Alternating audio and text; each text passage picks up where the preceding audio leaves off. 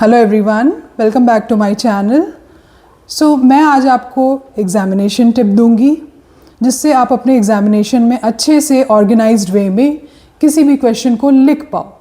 And specially आज मैं discuss करने वाली हूँ लॉज के बारे में, कैसे आपको लॉज लिखना है। सपोज़ कोई भी लॉ हो, उसका लिखने का तरीका क्या होना चाहिए, करेक्ट तरीका क्या होना चाहिए। तो आपको कैसे लिखना है, 3 पार्ट में उसको डिवाइड करके लिखना है, एक प्रॉपर वे में लिखना है। कैसे? फर्स्ट पार्ट होगा स्टेटमेंट, जो आप लोग सब जानते हो, आप सब लिखते हो प्रॉपर वे में, ठीक है, ये तो मैं बोलूँगी। और उसको स्टार्ट कैसे करना है, स्टार्ट करने का तरीका होता है इट स्टेट्स दैट, एंड जो भी स्टेटमेंट होगा, ठीक है। और उसके बाद आपको सारा स्टेटमेंट एंड सारे वर्ड को आपको ध्यान में रखना है।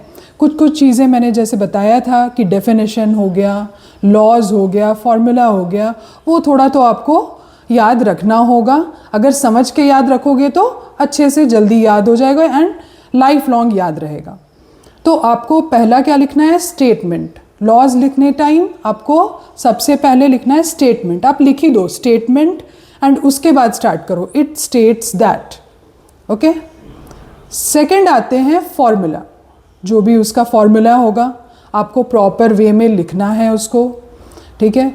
उसके बाद आपको एक एक चीज़ लिखनी है कि उसमें कौन सा टर्म क्या है, ठीक है।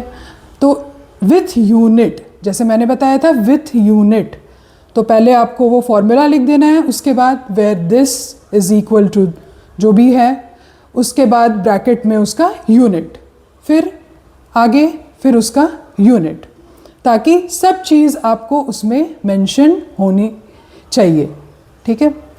तो ये हो गया सेकंड पार्ट जो कि हुआ फॉर्मूला। फर्स्ट क्या था, स्टेटमेंट, इट स्टेट्स दैट, जो भी है। उसके बाद आ गया उसका फॉर्मूला, ठीक। उसके बाद थर्ड होता है अजम्पशन। अजम्पशन मतलब क्या होता है, ठीक है।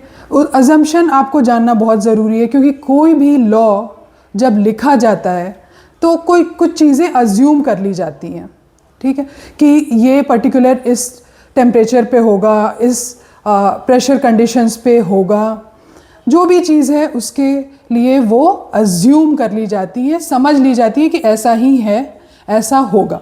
उसके बाद उस लॉ को डिफाइन किया जाता है। तो आपको अजम्पशन भी लिखना ज़रूरी है, ये चीज़ लैक होता है। ये तो मैं बोलूँगी कि ये चीज़ नहीं होती है ऑर्गेनाइज्ड वे में। जब आप लिखते हो तो ये लैक करती है आपके पेपर में, आपके आंसर्स में। जब इंटरव्यू में क्वेश्चन पूछा जाता है तो आप एक प्रॉपर बस डेफिनेशन दे देते हो उसका, एक प्रॉपर लॉ बता देते हो और उसके बाद फॉर्मूला बता देते हो एंड दैट्स ऑल। बट आपको ऑर्गेनाइज्ड वे में लिखना है।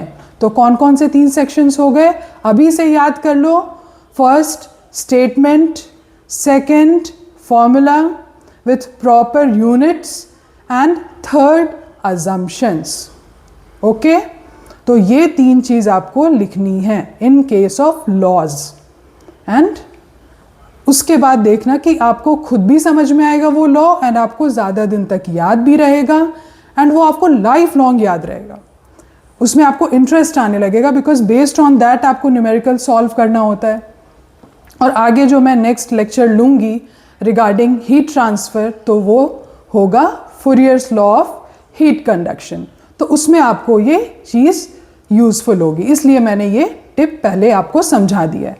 तो ये आप, मुझे लगता है आपको समझ में आ गया होगा। अगर कोई भी कन्फ्यूजन हो तो आप मुझे पूछ सकते हो, डोंट हेजिटेट, ओके। और आप थोड़ा रिवाइज भी कर लेना regarding Fourier's law of heat conduction, ताकि आपको अगले लेक्चर में अच्छे से समझ में आए। So till then work hard, thanks a lot.